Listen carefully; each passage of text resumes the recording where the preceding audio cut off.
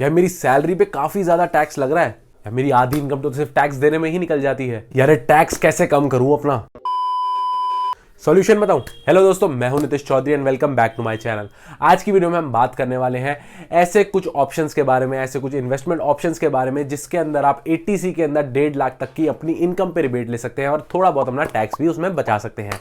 तो दोस्तों वीडियो के पूरे अंत तक बने रहना, क्योंकि वीडियो में हम ऐसे ही इन्वेस्टमेंट ऑप्शंस कवर करने वाले हैं। तो दोस्तों बिना किसी रुकावट के हम वीडियो को स्टार्ट करते हैं। तो पहला ऑप्शन है हमारा पीपीएफ यानी पब्लिक प्रोविडेंट फंड। दोस्तों पीपीएफ में आप अपने जीवन साथी अपने नाम पे, अपने बच्चों के नाम पे बैंक में या फिर किसी पोस्ट ऑफिस में अपना पीपीएफ अकाउंट खुलवाते हैं तो उसमें आपको टैक्स एग्जेम्पशन मिल जाती है।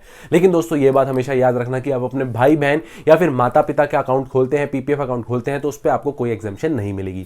पीपीएफ में आपकी जो मेच्योरिटी होती है वो 15 साल के लिए हो जाती है, यानी आपका लॉक इन पीरियड जो पीपीएफ में आ जाता है वो 15 साल का आ जाता है। यानी आप जो फर्स्ट ईयर इन्वेस्टमेंट कर रहे हैं उसका लॉक इन पीरियड आपका 15 साल का होगा। जो आप उसमें नेक्स्ट ईयर पैसा डालेंगे उसका लॉक इन पीरियड आपका 14 साल का होगा, और जो उसमें थर्ड ईयर डालेंगे तो उसका लॉक इन आपका 13 ईयर्स का होगा। और ऐसी पीपीएफ की इन्वेस्टमेंट चलती रहती है। दोस्तों पीपीएफ की रेट हर क्वार्टर में फाइनेंस मिनिस्ट्री जो है रिवाइज करती रहती है और अनाउंस करती रहती है। दोस्तों मैं आपको ये बात भी बता दूं कि पीपीएफ में अगर आप इन्वेस्ट कर रहे हैं तो ये सबसे सेफेस्ट ऑप्शन भी रहता है।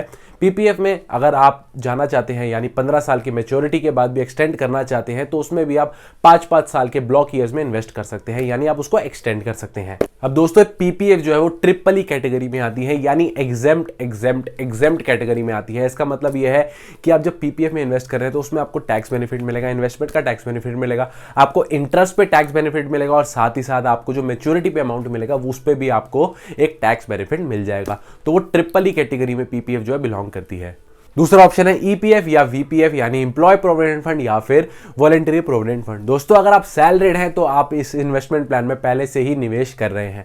दोस्तों आपने हमेशा नोटिस करा होगा कि आपकी जो सैलरी आती है उसमें पहले प्रोविडेंट फंड कटता है और उसके बाद जो आपकी सैलरी इन हैंड सैलरी बचती है वो आपको ट्रांसफर हो जाती है। ये आप डिडक्शन जो है अपनी सैलरी स्लिप में भी देख सकते हैं। लेकिन दोस्तों इसमें ध्यान देने बात वाली ये होती है कि ईपीएफ में आपके दो कॉन्ट्रीब्यूशन होते हैं, एक एम्प्लॉय कॉन्ट्रीब्यूशन होता है और साथ ही साथ एम्प्लॉयर कॉन्ट्रीब्यूशन होता है।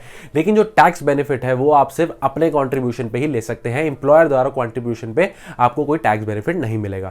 दोस्तों अगर आप मैंडेटरी ईपीएफ यानी मैंडेटरी जो एक अमाउंट सेट किया होता है कंपनी ने कि इतना आपने प्रोविडेंट फंड में डालना है, उससे ज्यादा आपको डालना है, तो वो आप वॉलंटरी प्रोविडेंट फंड में डाल के कर सकते हैं। दोस्तों इसमें भी आप 80C के अंदर जो है अपना टैक्स बेनिफिट ले लेंगे।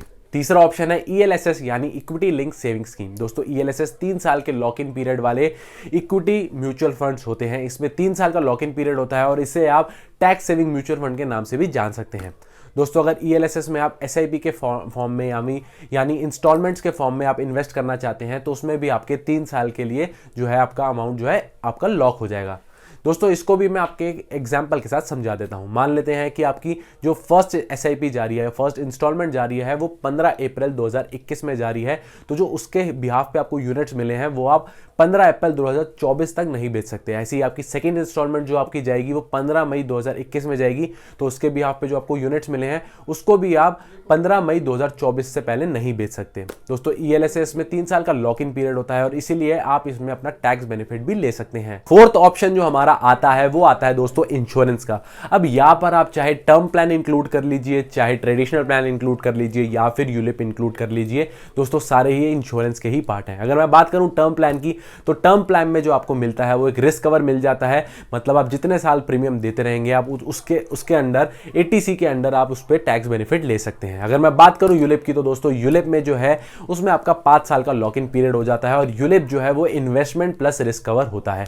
यानी आपको यूलिप में आपको जो अमाउंट आप इन्वेस्ट कर रहे हैं उसके बिहाफ पे भी कुछ अच्छे रिटर्न्स मिल जाएंगे और साथ ही साथ आपको रिस्क कवर भी मिल जाएगा।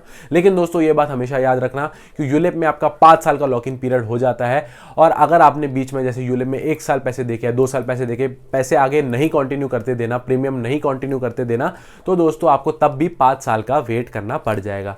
दोस्तों इंश्योरेंस में यही होता है कि जहां पर आपका इंश्योरेंस आ जाता है आपको वहां पर 80C का बेनिफिट यानी 1.5 लाख तक की इनकम पे रिबेट मिल जाती है।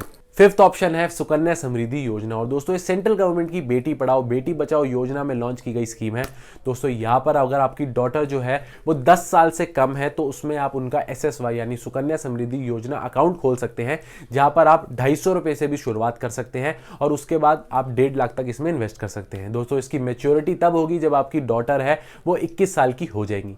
दोस्तों ये स्कीम भी काफी अच्छी मानी जाती है और ये भी ट्रिपल कैटेगरी में आती है। ट्रिपल कैटेगरी के बारे में पहले ही बात कर चुके हैं, यानी आपका इन्वेस्टेड अमाउंट, आपका इंटरेस्ट पे और साथ ही साथ आपका मैच्योरिटी पे आपको टैक्स बेनिफिट मिल जाएगा। तो दोस्तों इसमें भी आप अच्छे खासे टैक्स बेनिफिट ले सकते हैं। दोस्तों मैं उम्मीद करूंगा ये वीडियो आपके जरूर काम आई होगी और आपको जरूर पसंद आई होगी। अगर आपको ये वीडियो पसंद आई है तो वीडियो को लाइक जरूर कर देना और मेरे चैनल को सब्सक्राइब करना मत भूलना। मिलते हैं दोस्तों एक नई वीडियो में एक नए टॉपिक के साथ, तब तक के लिए दोस्तों अलविदा।